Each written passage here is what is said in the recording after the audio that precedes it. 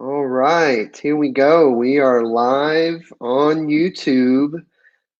We don't have any viewers yet, so I'm just going to hang out and say hello for a minute and welcome you to our Catalyst Youth YouTube page. This is very exciting. I'm very excited. And the coronavirus is causing us to get in gear and start doing some stuff that we weren't doing that we probably should have been doing. And I'm excited about what the church is going to look like a year from now, and 5 years from now, and 10 years from now. Um, as you join in, be sure to say hello as you join in, leave a comment and say that you're here. I'd love to know that you're here, and I'd love to say hello to you. I have a few things I'm going to talk to you all about today, so uh, definitely say hello when you get into the feed. Uh, we aren't going to spend a lot of time today. We aren't going to spend a lot of time today in the live stream, but we are going to cover kind of the direction that we're going to go with YouTube Live and with our live streams, and what church is going to look like for Catalyst Youth going forward. It's going to look a little bit different, but I mean, look, we're all stuck at home. We're all doing things differently. So, um, all right. I'm just going to throw this up and see what that looks like. Boom. Say hello when you get in. And let's see. All right. I'm going to get started here. We are going to start by, I want you to know a couple of things about this live stream. Right now, as a youth group, we only meet together twice a week. During the summer, we might get together more often for some fun events, but in general, we only get to meet together twice a week. For our live stream or for our YouTube page, my goal is to try to start churning out more content for you than just twice a week. I'd love to be giving you more content. Potentially, I'd like to rev this thing up eventually to be once a day. Just posting something. It may not be a lot. It may not be a huge long video, but maybe 10-15 minute videos once a day for you. One of the cool features about this software that I'm using is that I have the ability to bring in some guest speakers, and other youth pastors have expressed interest in joining me in this venture. So I have a surprise guest today for our first video. And so everyone, drum roll here. It is boom. It's It's me. Alf. What's up, everybody? Alf. How are How's you? it going, Alf? Good, man. I'm in my hammock, in my favorite Yeah, spot Sunday afternoon. just chilling over there. Hey, the students may not understand this, but there's something just a little bit extra draining when you're on staff at church on Sunday morning. And there's like this Sunday crash. I always get it. Like Yeah. I am so exhausted Sunday afternoon. I don't know if you're the same way. And I don't know if this is the right way to say it. So, and again, I'm dealing with a younger generation, so my words might be offensive. I'm going to try not to, but sometimes I'll tell Kelly, I feel like I'm giving birth, and she'll look at me like, you don't know anything about that. Yeah. It's true, but I'm exhausted by the time I get home, and I need my nap, which I just woke up from. So I'm good. I'm present. I got a little Mountain Dew going in me. I'm good. Yeah. Awesome. Cool. Well, this platform is pretty cool that we're using. I mean, here we are, both of us together, and we have our first comment here. I'm going to throw it up. It's from Shane Wilson. He says, "What's up?" So cool. That's awesome. I'm excited about the direction that we're going, and it seems to me like God has a sense of humor in this time, and He's just like, "Hey, I'm going to throw this sickness on everyone, but at the same time, I'm going to mobilize my church." Yeah. I mean, this is cool. This is cool. I'm excited to see how much more church we see happening. And when I say church, I mean outside of the traditional walls of the church, right? Like we are right now. I'm at my house, you're at your house, and here we are meeting together, having church. I heard that our morning broadcast made it to Alaska. Awesome. Which is kind of cool to think about, you know. I heard that one of our missionaries in the Philistines. No, Philistines. No, that's the wrong word. Yeah, we'll just go with the Philistines. Sure. Justin reads the Bible so much. Yeah, He doesn't even know modern geography. I've got it right here. I've got my tiny little study Bible here. I can't get enough of it. So, anyways, yeah, we're all over the world, man. It's crazy. Yeah, but that's cool. what the church is going to turn into, is this huge global thing, which is awesome. With our home churches. And this is just exposing. It's breaking down. It's literally making the walls that we had before useless. Mm-hmm. Yeah. It really is. Like, right now we can literally not use our facilities. Yeah, right. Right. Kind of how crazy is that? So I was thinking any church that has a building program right now going, like they're trying to build another building, they're probably going, we should probably just buy a broadcast studio. Yeah, we should just get some really nice cameras, right? Yeah, a coffee shop. Yeah. A coffee shop to go, maybe like a drive-through coffee shop. Beer breweries are cool backgrounds too. Just saying. Oh yeah. Excuse me. So, all right. So one of the things that I want to talk about is some of the topics that we're going to be covering over the coming weeks. And look, here's the truth. Now that we have got this thing in gear, I don't plan on turning the car off. Like, I'm going to be doing videos and pushing content going forward. This is just going to become part of my normal cycle. And so some of the topics that we're going to be covering, and chime in, Alf, if you have any fun things to say here. Church words, Christianese. You've heard that. Christianese. Washed in the blood. Washed in the blood, or a hedge of protection. I pray for this hedge of protection around us, right? Whenever I do that one song, Here I Raise My Ebenezer, you guys always give me Here I raise the song's ancient. Learn to read a book. You know? Yeah. Yeah. Some of these words that we say, invitation to what? What are you talking about? You know, I think that if we really dig into ourselves, we find that sometimes we use language that the world is unfamiliar with, and we expect them to know when they walk in our doors, you know. And so I think that'll be a fun little mini series that we do, Christian words or church words and what they mean and how they apply to our lives. I actually heard, so I'm fascinated by the coronavirus thing right now. And one of Trump's, task force people, he was giving us the rundown on what his department's doing. And he says, and we're really blessed, ... And I went, that's not a word that political task force people use. And I immediately just said, oh, he must be a Christian because he used blessed. Right. You know? But that's like one of the tricky little ways when we get done with the conversation. We don't want to talk about Jesus because we don't want to be weird, but we go, well, God bless you. And that's like our cop out. We want to feel good about still talking about Jesus, but we really don't want to talk about Jesus. Hey, there's Kelly, our second live guest on the Catalyst Youth page. Hey, Kelly. So church words will be one of our topics that we start doing videos on. Another one is going to be discussing songs, and specifically, I thought about this, and there's a really cool song out right now. What is it called? I'll think of it in a minute and I'll say it, but it's not a Christian song. I don't think that I'm going to limit this just to Christian songs. You have this really cool idea of doing a series about the secular cries out, right? That people are writing songs and they don't even realize it, but their heart is crying for something more. And that is, that's what Scripture teaches us.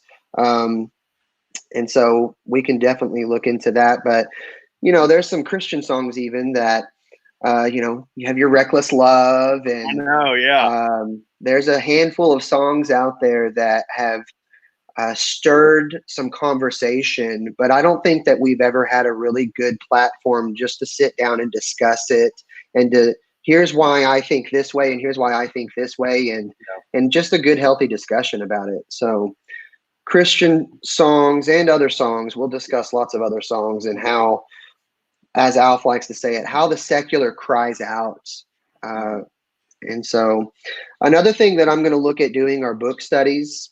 I probably won't do more than one of these at a time, but a book study essentially is just going through scripture and pick any book, whatever, Matthew. We're just going to step through Matthew, and I'm going to do 10 to 15-minute segments of the book of Matthew, and I'll post maybe one of those a week or something like that. There's the dog. I have a gift as well. Thanks. Sorry, I totally love your topic. Yeah, no, that's good. Yeah. So, maybe you can say something about the importance of doing expository learning, Alf. Why is that important that we step through a book like that? Man, belief dictates behavior every time. Every person in the world, including the guy that just drove past my front yard real fast, everyone is doing what they do because of how they think and how they believe. What's that song by John Mayer? Is it just In Believe? the Blood? Belief. No, Belief. Belief is a beautiful daughter. Yeah, I don't know the words to this song. So, do you remember the time someone changed their mind by reading the paint on a sign? So basically talking about, you're really effective changing people's thought processes by protesting. Mm-hmm. Okay. Where do we get our belief structure from? And I believe that most of us today are probably getting our belief structures from what we see online and from the people that we're around. That could just be a blanket statement, a thing I have in my head. But for the way to really, I feel for us to really live satisfied lives, I say satisfied, is to operate in the way that Christ intended for us, and that's by learning the Word. And let's be honest, sometimes the Word, some of it's pretty easy, but some of it's, what does that mean? How am I supposed to react to that? What am I supposed to do? So that's why we have to dive into some deep teaching. And I think it's good to also talk about how we approach it, because you and I talked about closed-fisted, open-fisted arguments. We'll joke about hats on in church. To some people, that's a real big deal. To others of us, that's not a big deal. Women in ministry, music in church. These are all issues that the church, the big C church, have dealt with through the years. And we've got to go to the Word on how to get through that. Yeah. And so as we look at doing expository preaching, which when I say expository preaching, what I'm talking about is we're talking about topics right now. If you just joined in on the live feed, some of the topics we're going to be doing, and one of them is book studies. And when I say a book study, I mean, I'm going to pick a book of the Bible. I'm just going to go through it one verse at a time, and we're going to look at all of it. We're not going to leave any of it out. And one of the things that happens when you do that is some of these topics that often get skipped in big church settings because they're hard topics to discuss. You have to cover those topics, right? Yeah. 1 Corinthians is a scary book to think that you're going to do an expository teaching on, because Paul covers a lot of ground in 1 Corinthians. But when you think about idols, what? Yeah. But everyone knows 1 Corinthians 13, and it's the love chapter. And so whenever you think about preaching and you think about teaching, there's two ways of doing it. And one of them is topical and one of them is expository. And students, I know that these are big words. You may not know them, but just so you know, the majority of what you get on Wednesday night is topical. Wednesdays are topical. Sunday mornings, we come in and we sit down and we have these little books here that the adults go through, and this is expository. So we are looking at one book of the Bible and we just go through it. Right now we're in Jeremiah for Sunday school, which I'm going to continue Jeremiah for us in videos coming up. But anyways, that's one of our topics that we're going to do. And then the other one that I have written down right now is character studies. And so I think that'll be really interesting just to go and pull some of these characters that maybe we'll do some popular ones, but we'll also hit on some that you just never talk about some of these people, So I think that'll be really good. And one of my favorite character studies, and it wasn't a big one, but it was Andrew, the disciple, the apostle. and I read about him because of a book called Becoming a Contagious Christian, and it's an evangelism book. And he talked about Andrew was an inviter, and Andrew was the one that brought Peter to Jesus. Andrew was the one that brought the boy to Jesus with the fish and loaves. And it was just, he's like a B character. He's way in the background. We don't hear a lot about him, but just you just break it down and look at him. You're like, you get a little bit of picture who this guy was. Yeah. He was a disciple of John the Baptist. Mm. So these are like, you start to see it in a different light. Yeah, man, I love character studies. I think they're great. Yeah. And it also kind of starts to become real. Instead of saying this is just a story, like this is real. These are people that really lived. Like the biblical record that we have is a historical record. It's accurate. And so when we dig into those individual people, you start seeing things in a different light. And I think it's encouraging also because you look at some of these people in scripture and you think, like, there's no way they were real because look at what they did. Well, it's not what they did. It's what God did through them. And God can still do these things through us. Like that's a huge thing. So and he does. Yeah, he does. He still does. So yeah. Anyways, so those are the 4 things I have right now for upcoming topics. Students, if y'all have any ideas, if there's anything that you'd love to hear about, we might do a special night where we do our, we used to do Ask Justin anonymously, and you could send in questions anonymously, and then I would answer them. We can do those. Anything y'all have ideas on, feel free to comment those or to send those to me directly, and we can definitely explore adding those topics. So the last thing that I have that I want to cover today is interaction. So we've been talking on the Hilltop page, and Pastor Daryl has been saying this message. This isn't a time for the church to unplug, but it's a time to plug in even more. And it's so true.